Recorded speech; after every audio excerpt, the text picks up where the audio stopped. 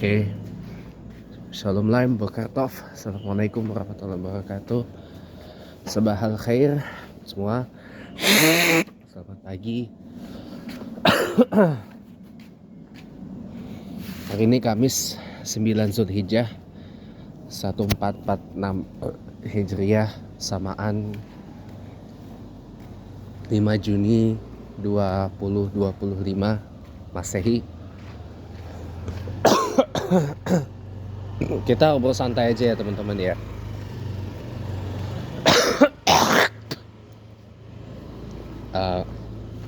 Tentang kita ngobrol santai aja tentang jelang Idul Adha 1446 Hijriah. Santai aja ya. Santai tapi tetap berisi. Ya, teman-teman semuanya, sebelum ke sana ya, saya cuma pengen mengingatkan dulu ya bahwa dalam ilmu apapun, termasuk ilmu supranatural, itu wajib pakai guru teman-teman. Karena kalau enggak nanti gurunya setan, bisa disesatin. Ya. Jadi seotodidaknya kita tetap wajib butuh yang namanya guru. Untuk apa? Membimbing. Contoh, misal teman-teman mau kayak saya nih, menguasai dan memiliki ilmu si pahit lidah, cari gurunya yang memiliki ilmu itu. Kalau misalkan dia minta mahar, kasih aja. Hitung-hitung kan untuk ya, sebagai beberapa tahun yang lalu pernah kita bahas tentang ini ya. Mahar itu ibaratkan kita beli barang, itu menjadi hak milik kita gitu loh. Ya hitung-hitung sebagai transaksi dan uangnya juga buat ya bayar jasa lah.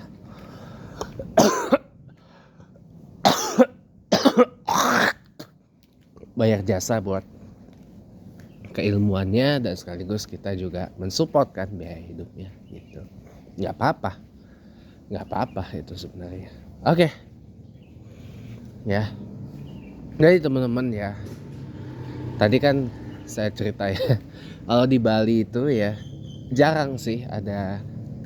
Tapi kalau di Bali, di Denpasar ya, masjid-masjid itu kalau azan ya, dia pakai pengeras suara tuh kedengaran sampai luar, tetap kayak biasa. Cuma memang kalau untuk kayak tilawah kayak tadi, selawat kayak tadi gitu ya, itu jarang yang kedengaran sampai keluar. Itu kalau di Denpasar ya dan sekitarnya, di Bali Selatan, Denpasar, Tuban, Tabanan ya, Kute, Uluwatu dan sekitar ya, pokoknya Bali Selatan lah gitu. Kalau Bali Utara, Buleleng, terutama di kota Singaraja ya,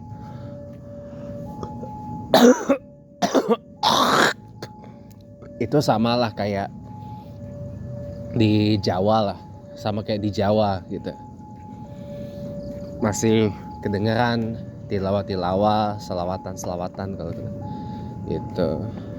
Tapi masjid terbesar di Bali itu bukan di daerah utara gitu. Masjid terbesar di Bali itu bukan di utara. Tapi kalau ngomongin masjid tertua di Bali, ada di Singaraja. Ada di Singaraja. Kalau masjid tertua pertama di Bali ada di Singaraja. Kalau di selatan itu masjid terbesar, namanya Masjid Agung Sudirman, itu di Denpasar. Gitu. Itu dibangun gak lama setelah Denpasar itu ditetapkan sebagai ibu kota provinsi Bali. Gitu. Menggantikan Singaraja di Bali Utara gitu.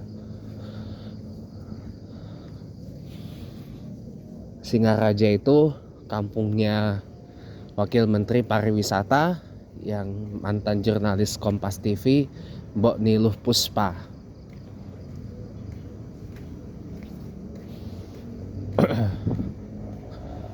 Itu.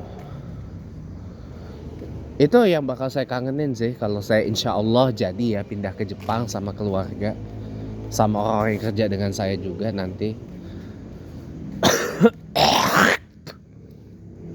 Yang bakal dikangenin itu suasananya, suasana kayak habis subuh. Ya maklum lah, Jepang kan bukan negara yang mayoritas Islam, dan Jepang itu juga negara sekuler. Ya, Jepang itu kan negara sekuler. Perlu diingat ya, Jepang itu Jepang itu tidak ada hari libur keagamaan. Tidak ada hari libur keagamaan ya. Termasuk Buddhis pun nggak ada. Zen Buddhism di Jepang itu nggak ada libur yang berkaitan dengan itu. Nggak tahu ya, koreksi saya kalau salah ya. Di Jepang itu tanggal 25 Desember atau tanggal 7 Januari. 7 Januari itu Natal versi Ortodoks Timur ya, atau Ortodoks Rusia. Itu nggak libur. 25 Desember versi Barat, Natal yang versi Kristen Barat ya, Katolik, Protestan, itu juga nggak libur. Nah apalagi Idul Fitri, Idul Adha, itu apalagi Idul Fitri, Idul Adha, Diwali atau Dipavali, itu nggak libur teman-teman. Kita tetap masuk, tetap. Kalau it falls on weekdays ya, kalau jatuhnya hari kerja, itu tetap dihitung sebagai hari kerja biasa. Kalau it falls on weekend, itu tetap dihitung sebagai hari weekend biasa. Kayak kemarin deh, Idul Fitri itu tanggal 31 Maret ya. Itu hari apa tuh? Hari Senin. Hari Senin dan Selasa kalau saya nggak salah. Itu tetap dihitung sebagai hari kerja teman-teman. Nah apalagi Idul Adha besok. Idul Adha hari Jumat tanggal 6 Juni 2025 tahun ini ya. Itu dihitung sebagai hari kerja. Tetap dihitung sebagai hari kerja. Tetap masuk kita. Gitu. Tapi kan kita bisa izin ke tempat kerja kita untuk menunaikan sholat Idul Adha gitu. Jadi kita menunaikan sholat Idul Adha di pagi harinya. Kalau dikasih izin alhamdulillah, kalau enggak ya sudah.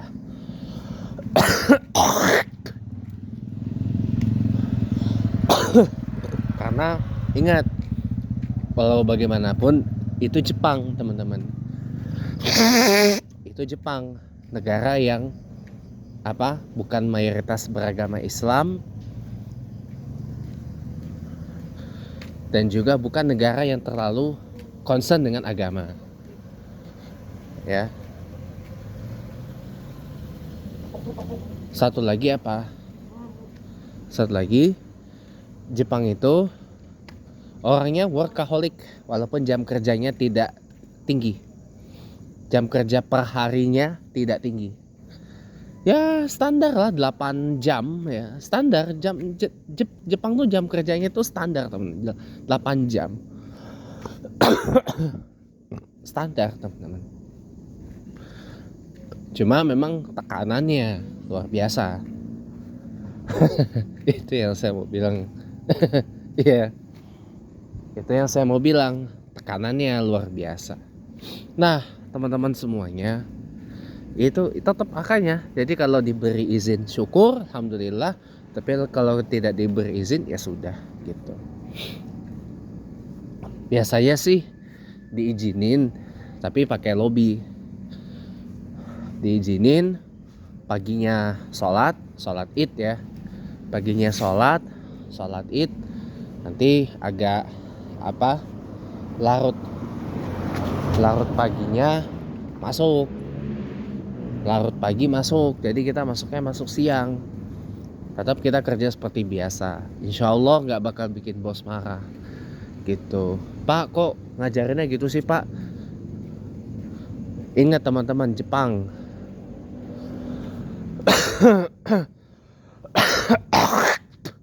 teman-teman itu harus bisa menempatkan diri, posisinya tuh di mana. Jepang itu ya Jepang tuh bukan Indonesia gitu. Harus ngerti, Jepang bukan Indonesia, Jepang bukan Amerika Serikat, bukan United Kingdom, bukan Vatikan, bukan Italia, bukan Jepang, bukan India. Harus bisa ngebedain teman-teman.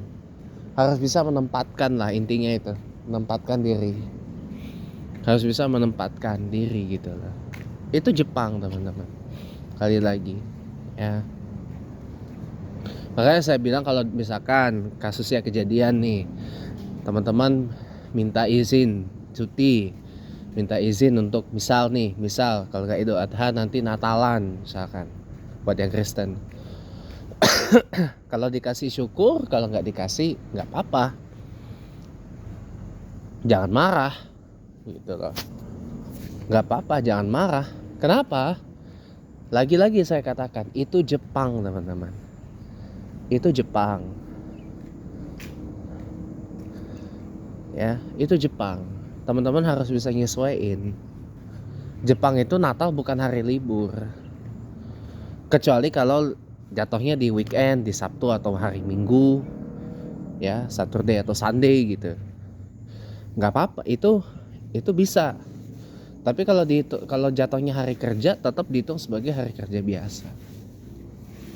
Itu pasti teman-teman juga bakal kangen Natalan ya. Jepang itu jumlah libur dalam setahunnya sama kayak Indonesia, 16 hari dalam setahun. Tapi bedanya Jepang itu tidak tidak ada hari libur keagamaan. Biasanya Jepang itu hari liburnya itu tematik. Contoh kayak tematik dan nggak nentu gitu. Contoh misal kayak gini, nggak hanya setiap tanggal 1 Januari itu tahun baru Jepang yang nggak ada kembang api, fireworks apa segala macam. Hari ulang tahun kaisar di Jepang tuh hari libur juga gitu. Terus ada hari libur yang banyak deh, unik pokoknya. Hari libur di Jepang itu unik pokoknya. Beda dengan Indonesia yang hari liburnya kan hari liburnya didominasi oleh hari-hari libur keagamaan kan. Kalau hari-hari yang non keagamaannya, contoh kayak tahun baru Masehi, kemudian yang kemarin baru kita rayakan sama-sama hari lahir Pancasila, hari kemerdekaan 17 Agustus ya kan. Sisanya mah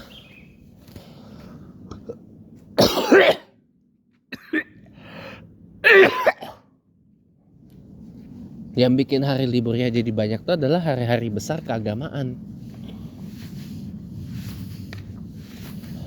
Kayak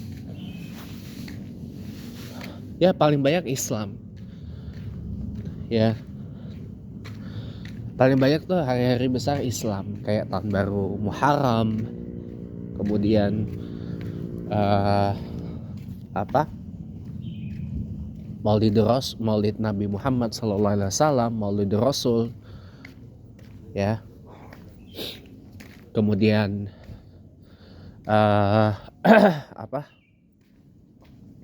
kemudian Isra Mi'raj, Idul Fitri, Idul Adha ya kan. Kalau dari urutan bulannya seperti itu ya, dari urutan bulannya seperti itu teman-teman. Paling banyak justru dari Islam, disusul Kristen kan, Natal, kemudian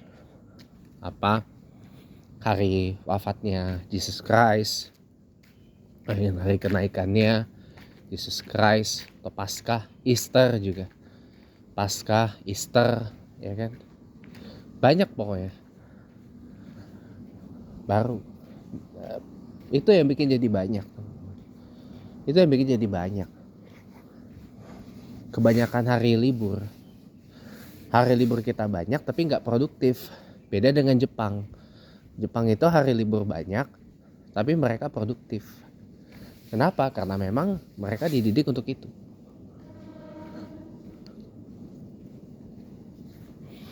Mereka dididik untuk itu semenjak kalah Perang Dunia Kedua, lebih tepatnya. Awalnya tuh dididik seperti itu pasca restorasi Meiji, ya kan? Cuman baru kerasa banget setelah kalah dalam Perang Dunia Kedua. Baru Jepang tuh dididik jadi bangsa yang produktif setelah itu. Yang tadinya ekonomi utamanya adalah agraria sama seperti Indonesia, jadi industri gitu. Walaupun untuk saat ini saya harus bicara dengan sangat apa adanya. Ya, Korea Selatan dan Tiongkok sudah jauh lebih unggul industrinya dari Jepang. Bahkan mohon maaf, orang-orang di Jepang itu TV-nya aja pakai TV Samsung atau LG. Ya, di samping sama merek-merek dari Tiongkok, Hisense, banyak macam-macamnya, banyak saya gak hafal. Tapi memang saya karena fanatik brand Jepang, ya masih ada orang-orang Jepang yang menggunakan TV dari produk dalam negeri mereka, kayak Sony, Panasonic, ada lah itu.